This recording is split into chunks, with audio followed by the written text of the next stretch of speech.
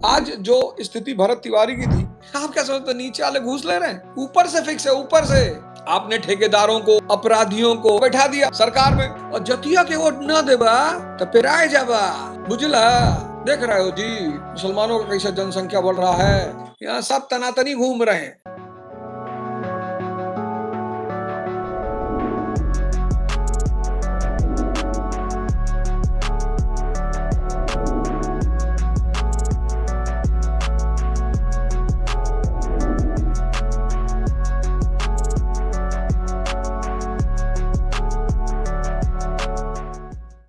भगवान कृष्ण को आप देखो, हत्या नहीं कर रहे हैं, वध कर रहे हैं। बेहोश आदमी हत्या करेगा, जागृत वध।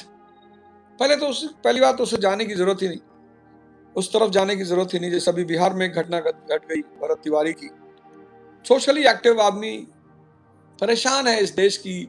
आज जो स्थिति भरत तिवारी की थी, ऐसी स्थिति बहुत सारे युवाओं की है। जो मानसिक स्थिति भरत तिवारी की थी, ऐसी ही स्थिति भारत के बहुत सारे युवाओं की। बहुत परेशान है, इस देश को बदलना चाहते हैं, पर माई बाप, करप्शन नीचे नहीं है, करप्शन ऊपर है। जिस दिन इस देश की संसद में 400 लोग, जिस दिन इस देश की संसद में 400 लोग डॉक्टर अंबेडकर की तरह, राम मनोहर लोहिया की तरह, लाल बहादुर शास्त्री की तरह, श्री अटल बिहारी वाजपेयी जी की तरह, एपीजे कलाम की तरह बैठ गए, उस दिन इस देश से करप्शन ऐसे गायब हो जाएगा जैसे गधे के सर से सींग गायब हो जाती। और इस संसद को बदलने में सिर्फ आप ही रोल अदा कर सकते हो। आप यानी जनता। आपने ठेकेदारों को, सामंतों को, अपराधियों को, इनको बैठा दिया सरकार में, क्योंकि इन्होंने आके आपको बहला दिया। तोरे जात के बानी, और जतिया के वोट न देबा तो पिराए जाबा। बुझला? हई पंडितवा सब, मनुवादिया सब फिर कब्जा कर ली हैं। हम मनुवादियों से बचना है ना। आप डर गए, हाँ भैया मनुवादियों से बचना है, किसी को जाके बता दिया और तरीका। देख रहे हो जी मुसलमानों का कैसा जनसंख्या बढ़ रहा है, 25 करोड़ पहुंच गया सब। अगले 10 साल में कुछ बुझाता है तुमको जी? अगले 10 साल में 50 करोड़ हो जाएगा, फिर एक और पाकिस्तान बन जाएगा हिंदू। अरे भैया, पढ़ा लिखा ईमानदार नेता तुमसे ये सब बात ही नहीं कर, उसको क्या पता वो करेगा क्यों। और मैंने एक बात और, सब ऊपर के नेताओं के सबने अपने हिस्से फिक्स कर रखे हैं। फिक्स है कौन डिपार्टमेंट से कितना पैसा आएगा, देना ही है। आप क्या समझते, नीचे वाले घूस ले रहे हैं, ऊपर से फिक्स है। ऊपर से शिक्षा विभाग, पुलिस विभाग, बिजली विभाग, सब में फिक्स है ऊपर। क्यों भाई, क्यों फिक्स है? क्या ये नेता लोग बेईमान है? नहीं। फिर इलेक्शन में खर्चा करना है, न्योता करना है साल भर जनता के यहां। 1 साल के न्योता में 2 करोड़ का खर्चा है। फिर ये जब घर आएगा तो हलवा खाने के लिए मांगेगा, 150 इसको अलग से देना पड़ेगा। फिर इलेक्शन वाले दिन, एक दिन पहले पैसा बांटना पड़ेगा, सबको पैसा देना पड़ेगा। तो एक इलेक्शन पे 5 करोड़ रुपया का खर्चा आएगा। सांसदी में तो और है, सांसदी में तो 10 करोड़ मान लो। अब 10 करोड़ रुपया जो इलेक्शन में खर्चा होगा, कोई मास्टर खर्चा कर पाएगा जी सरकारी स्कूल का? कोई सरकारी अस्पताल का डॉक्टर खर्चा कर पाएगा? वो बेचारा उधर देखबे नहीं करेगा, भाड़ में जाए।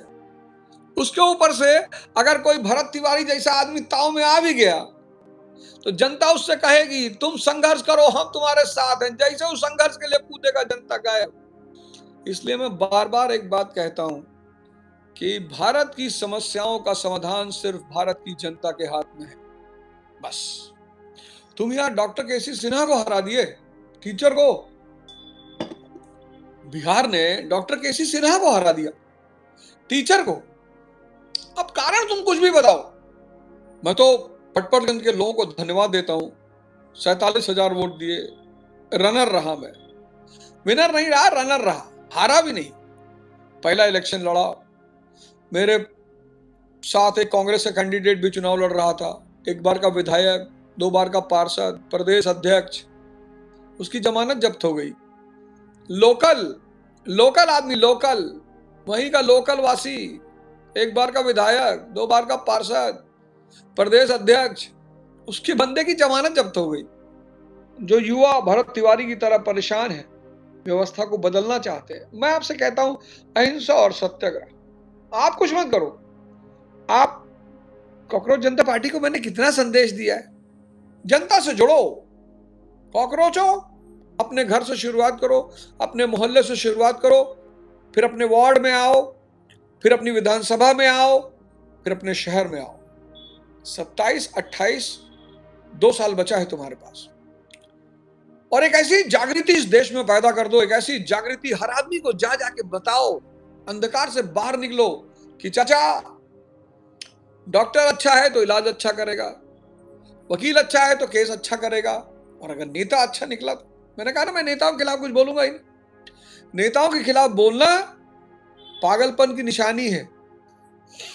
वो तो सीधे कहेंगे भैया हम तो मैंडेट पाए हुए लोग हैं, तुम कौन होते हो हमें चोर कहने वाले। अच्छी स्वाभाविक सी बात, भाई किसी नेता को चोर बोल दोगे, कुछ गाली हो कहेगा अबे तुम्हारी औकात तो मुझको चोर बोलोगे, मैंडेट 2 लाख वोट से जीत के आया हूं। स्वाभाविक सी बात। अगर इस देश को बदलना है तो इस देश की जनता को जागना पड़ेगा, और कोई रास्ता नहीं है। यहां सब तनातनी घूम रहे हैं। सनातनी सिर्फ वो है जिसने ब्रह्म को प्राप्त कर लिया, जो खुद ब्रह्म हो गया, परमात्मा हो गया, बस वही सनातनी है, बाकी सब तनातनी है। सनातनी और तनातनी में फर्क है। सनातनी कौन? जो ब्रह्म हो गया है। बुद्ध सनातनी है, महावीर सनातनी है, कबीर सनातनी है। जो ब्रह्म प्राप्ति बिना अपने आप का दावा करता है कि मैं तनातनी है, सनातनी नहीं होगा। अभी रिसेंटली एक पत्रकार महोदय से मेरी मुलाकात हुई। बेचारे थोड़ा सा परेशान थे, उनके घर में एक पेशेंट था, लीवर फेल हो चुका था। तो उन्होंने मुझे एक बड़ी आश्चर्यजनक बात बताई, बड़ी आश्चर्यजनक। तो लीवर फेल हो चुका था, बचने के चांस थोड़े कम थे। तो हरिद्वार में एक से एक भगवान रहते हैं। तो मैंने उनको एक आदमी के पास भेजा और सौभाग्य से लीवर की रिकवरी होने लगी, और धीरे धीरे वो आदमी जिसके लीवर खराब थी वो बच गया। तो वो जो सोशल मीडिया के सज्जन थे वो मुझसे बड़ा खुश हुए इस बात। हमसे कहा ओझा जी एक बात आपसे बताते हैं, आप किसी से कहिएगा मत। मैंने कहा नहीं कहूंगा, बताइए। बोले आपके नेचर को आपके प्रतिद्वंदियों ने पकड़ लिया कि आप साफ बोलते हैं, स्पष्ट बोलते हैं, बोलते जरूर हैं, हर प्रश्न का जवाब देते हैं। तो आपके कुछ जो बड़े प्रतिद्वंदी हैं, इन्होंने सोशल मीडिया चैनलों को पैसा दिया कि ओझा को बुलाओ, पॉडकास्ट कराओ, क्वेश्चन भी लिख के दिया, कहा पढ़ाई की बात इससे मत करना।